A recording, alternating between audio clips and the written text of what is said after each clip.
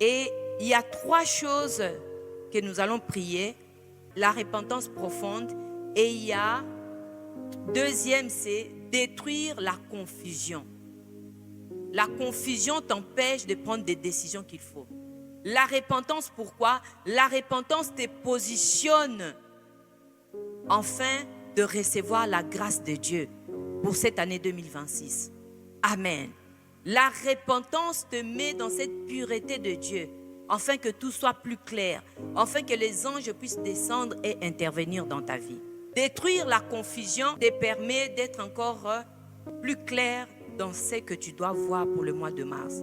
La Bible dit dans Psaume 68, 1, que Dieu se lève et que ses ennemis soient dispersés. Amen.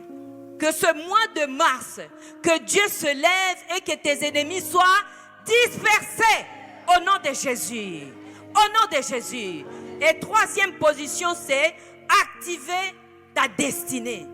Activer ta destinée. Alléluia. Mais la première des choses, nous avons dit quoi? La repentance profonde. Et c'est ça que la servante de Dieu est là pour t'appuyer par rapport à ça. La Bible dit quoi? Dans le livre de Chroniques 7, 14, si mon peuple, sur qui est invoqué mon nom, s'humilie, prie et cherche ma face, et s'il se détourne de ses mauvaises voies, je l'exaucerai des cieux, je lui pardonnerai son péché et je guérirai son pays. Alléluia. Les péchés nous bloquent. Les péchés empêchent que Dieu puisse se manifester. Mais ce soir, nous voulons que le Seigneur puisse nous guérir. Et quand nous voyons guérir, c'est la restauration. La guérison ici, c'est la restauration. L'établissement, Dieu veut t'établir. Alléluia. Mais le problème, première étape, tu dois confesser. Ça, c'est très important. Beaucoup des enfants de Dieu veulent que le Seigneur puisse aller avec eux dans la bénédiction sans pour autant commencer le protocole de Dieu. D'abord, c'est la repentance. Et quand nous parlons de la repentance, nous ne parlons pas parce que tu as fait l'impudicité. Beaucoup de chrétiens savent que la repentance, c'est quand on fait l'impudicité. Non, tu n'es pas là dedans. Et des fois, quand on vole, non, toi, tu ne voles plus. Mais ta manière de regarder, ça dérange. Et ça permet que l'ennemi continue à te saisir. Ton cœur plein d'amertume, c'est des portes que les esprits continuent toujours à se manifester. Peu importe combien de fois tu tombes ici, tu te réveilles avec ces démons. Pourquoi? Toi-même, tu es la porte afin que ces démons continuent à se manifester. L'amertume, la tristesse que tu as, ça c'est des portes qui permettent aux esprits de continuer à pénétrer et à pénétrer. Peu importe que le pasteur peut te prier 100 fois, 1000 fois, tu tombes, tu te réveilles, les esprits sont là en train de te posséder. Et c'est pour cela que tu vois que ça se répète. Tu tombes, tu te réveilles, la même chose. Tu tombes, tu te réveilles, la même chose. La puissance de Dieu n'arrive pas à agir dans ta vie parce qu'il y a encore la porte qui est là. Les portes qui permettent aux esprits de continuer à se manifester dans ta vie. Mais ces portes, c'est toi qui dois fermer cela. Dieu ne ferme pas cela à ta place, ni le Saint-Esprit. Le Saint-Esprit continue à t'enseigner pour progresser, mais les portes que les démons ne puissent pas pénétrer, rentrer dans ta vie, c'est toi qui fermes ces portes. D'abord, aller confesser et deuxièmement, vérifier qu'est-ce qui dérange. Quelle est cette tristesse qui continue dans ta vie? Est-ce que tu es tout le temps triste?